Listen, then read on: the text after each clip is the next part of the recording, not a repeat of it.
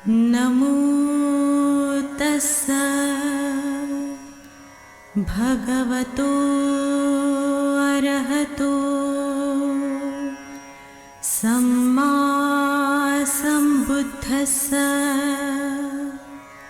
बुद्ध और उनका धम्म बाबा साहेब डॉक्टर अम्बेडकर द्वारा रचित कालजयी पुस्तकों के इस रचना संसार में आपका स्वागत है। आप जानते हैं कि इस समय हम लोग बाबा साहेब डॉक्टर अम्बेडकर द्वारा मूल रूप से अंग्रेजी में रचित ग्रंथ द बुद्धा एंड हिज धम्मा, इसका ये हिंदी अनुवाद आप तक पहुंचा रहे हैं। और ये जो हिंदी अनुवाद है, ये हिंदी अनुवाद भदंत डॉक्टर आनंद कौशल्यायन जी का है। तो आइए इस कड़ी में आगे बढ़ते हैं। आपको याद दिला देते हैं कि ये बुद्ध और उनका धम्म के चतुर्थ कांड का दूसरा भाग है। और बाबा साहेब इस समय जिस बात को समझा रहे हैं वो बात है पुनर्जन्म की।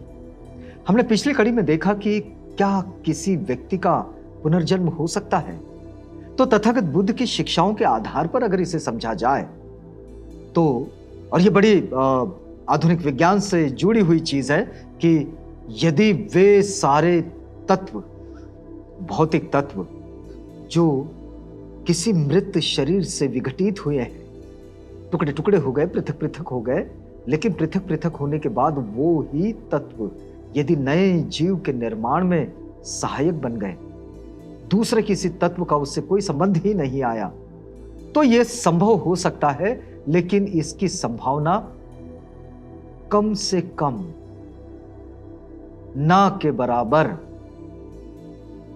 पूरी नहीं ऐसा भी नहीं, और होगा ही ये बिल्कुल नहीं, बिल्कुल कम संभावना है। ये बात तथागत की शिक्षाओं से निकल कर आती है। आइए जरा आगे बढ़ते हैं। बाबा साहेब ने इसी बात को समझाने के लिए बुद्ध और उनका धम्म में राजा प्रसेनजीत और भिक्षुणी खेमा, इनके एक बड़े महत्वपूर्ण संवाद को बुद्ध और उनका धम्म में लिखे हैं।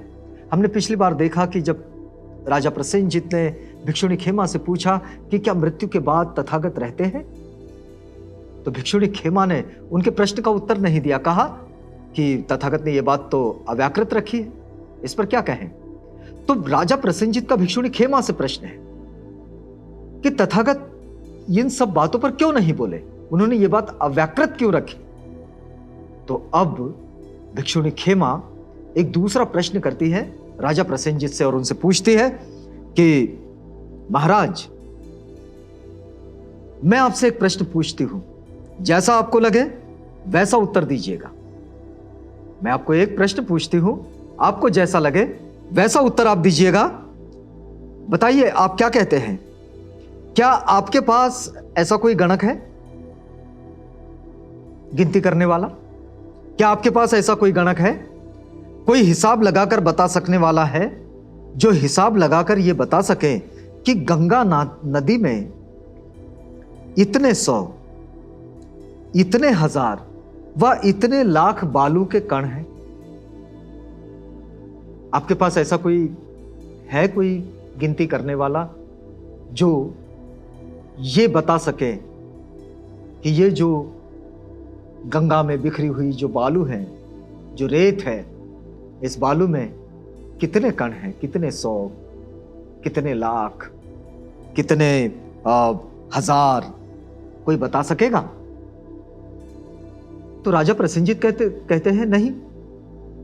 तो कोई ऐसा गणक है जो ऐसा हिसाब लगाकर यह बता सके कि समुद्र में इतना जल है, इतने 100 गैलन है, इतने 1000 गैलन है, इतने लाख गैलन है कोई ऐसा जो ये गिनकर बता देगा कि इसमें इतने 100 गैलन पानी है समुद्र में? कोई नहीं। तो राजा प्रसेनजीत भी कहते हैं नहीं।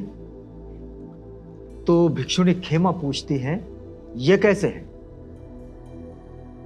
समुद्र असीम है, बहुत गहरा है, इसके तल तक नहीं पहुंचा जा सकता। देखिए, राजा प्रसेनजीत ने भिक्षुणी खेमा से कहा कि समुद्र असीम है, बहुत गहरा है। ऐसे भी असीम है, ऐसे भी बहुत गहरा है, उसके तल तक नहीं पहुंचा जा सकता। तो भिक्षुणी खेमा कहती है, इसी प्रकार महाराज, यदि कोई तथागत के रूप से तथागत को मापना चाहे, तथागत का जो रूप है, वो जो काया दिख रही है तथागत की, इस रूप से अगर तथागत को मापना चाहे तो तथागत का वह रूप परित्यक्त है, वह जड़ मूल से कट चुका है, उसका कोई आधार नहीं है, क्योंकि वो निब्बाण को प्राप्त हो चुके, वे तो बुद्ध है, वह जड़ मूल से कट चुका है, वह कटे ताड़ वृक्ष की तरह हो गया है, वह अभाव प्राप्त हो गया है और अब उसकी पुनरुत्पत्ति की संभावना बिल्कुल नहीं रही, क्योंकि उनके पास पुनर्निर्माण की जो जो संभावनाएं थी, अरहत्व का मतलब यही हुआ, निब्बाण का मतलब यही हुआ। तथागत ने जो निब्बाण को प्राप्त किए तो उसका मतलब यही हुआ कि अब उनके पुनः निर्माण होने की संभावना बिल्कुल नहीं रही। तो फिर इस बात को बार बार बताने की जरूरत नहीं है, लेकिन देखिए भिक्षुणी खेमा क्या बता रही है कि वह अभाव प्राप्त हो गया है, तथागत का वो जो रूप है वो, अब उसकी पुनरुत्पत्ति की संभावना बिल्कुल नहीं रही। महाराज, तथागत के रूप से तथागत की तह तक नहीं पहुंचा जा सकता है। उनका ये जो रूप है, इस रूप को देखकर उनके तह तक नहीं पहुंचा जा सकता है, बिल्कुल ठीक वैसे ही समुद्र की तह तक नहीं पहुंचा जा सकता है। ये समुद्र जितना गहरा है, तथागत भी उनका रूप के साथ उतने ही गहरे हैं। इसलिए यह भी नहीं कहा जा सकता कि तथागत मरणांतर रहते भी है या नहीं। यह नहीं कहा जा सकता कि तथागत मरणांतर रहते भी है या नहीं। यह भी नहीं कहा जा सकता कि तथागत मरणांतर नहीं रहते हैं। यह भी नहीं कहा जा सकता।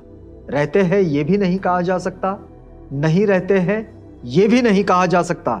ठीक से समझिएगा, यह भी नहीं कहा जा सकता कि तथागत रहते भी है और नहीं भी रहते। यह भी नहीं कहा जा सकता और यह भी नहीं कहा जा सकता कि तथागत नहीं रहते हैं या फिर नहीं नहीं नहीं रहते।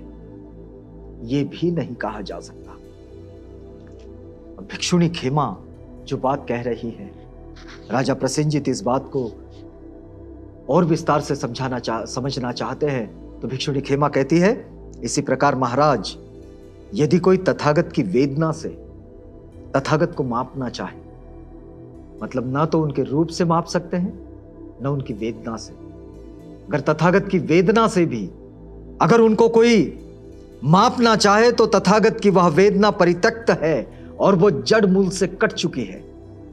उसके पास कोई जड़ ही नहीं है वेदना के लिए, ना सुखद ना दुखद, कोई प्रभाव ही नहीं है। वे न्यूट्रल है, वो किसी तरफ झुके हुए नहीं है। तो जड़ मूल से वो कट चुकी है, वो एक कटे ताड़ वृक्ष की तरह हो गई है, उसमें बिल्कुल संभावना नहीं रही। महाराज, तथागत की वेदना के तह तक नहीं पहुंच सकते। तथागत की वेदना से तथागत की तह तक नहीं पहुंच सकते, जैसे समुद्र की तह तक नहीं पहुंच सकते। इसलिए यह नहीं कहा जा सकता कि तथागत मरणांतर रहते भी है या नहीं भी रहते हैं, या फिर नहीं नहीं नहीं रहते हैं, या फिर रहते हैं नहीं रहते हैं। यह बिल्कुल नहीं कहा जा सकता। फिर वो आगे कहती है, इसी प्रकार महाराज, यदि कोई तथागत की संज्ञा से, देखिए हमने पहले क्या देखा, रूप, वेदना, अब संज्ञा। संज्ञा से, तथागत के संस्कारों से, तथागत के विज्ञान से यदि तथागत को मापना चाहे तो तथागत का वह विज्ञान परित्यक्त है, वह जड़ मूल से कट चुका है। अब कोई संस्कार नहीं बचे उसमें, किसी तरह के कोई संस्कार नहीं बचे हैं। वह कटे ताड़ वृक्ष की तरह हो गया है और इसमें अब कोई संभावना ही नहीं बची। यदि महाराज तथागत के विज्ञान से तथागत की तह तक जाना चाहो तो नहीं जा सकते। जैसे कि समुद्र की तह तक जाकर समुद्र को माप नहीं सकते, उसको नाप नहीं सकते, बिल्कुल वैसे ही तथागत को नहीं मापा जा सकता, नहीं नापा जा सकता। और इसलिए ये कहा ही नहीं जा सकता कि मरणांतर तथागत रहते भी है या नहीं रहते हैं, या फिर नहीं रहते हैं। तब राजा प्रसेनजीत ने भिक्षु खेमा के शब्दों से प्रसन्न होकर, आह्लादित होकर वह अपने स्थान से उठे और उनको अभिवादन किया और वहां से चले गए। अब प्रसेनजीत को इस बात का उत्तर मिल गया कि ये प्रश्न इतना गहरा है और इतना असीम है कि इसका उत्तर ऐसे इस तरह से नहीं पाया जा सकता।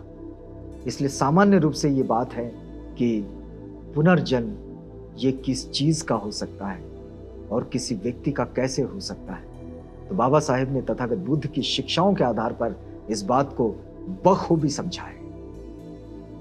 भिक्षुणी खेमा राजा प्रसेनजीत को यह समझाना चाह रही कि हम तथागत के रूप के द्वारा, जो रूप उनका सामने है, उसके द्वारा हम यदि तथागत की तह तक जाना चाहें तो नहीं जा सकते, क्योंकि वे असीम है, वे विशाल है।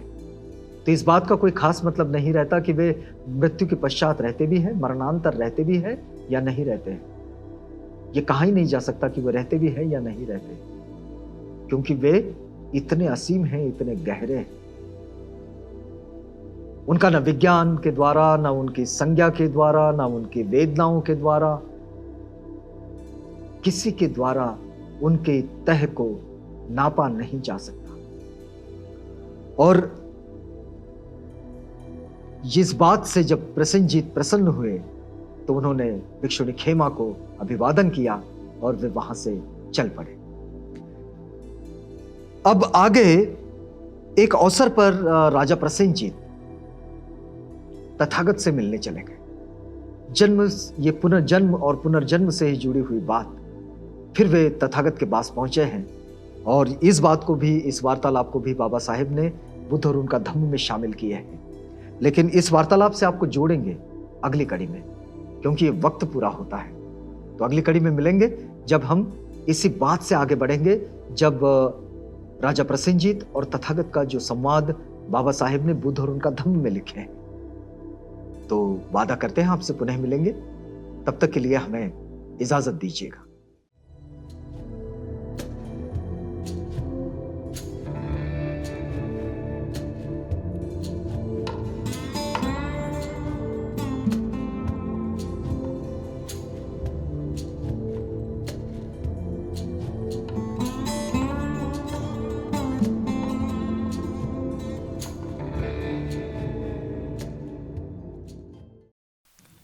बुद्ध और उनका धम्म।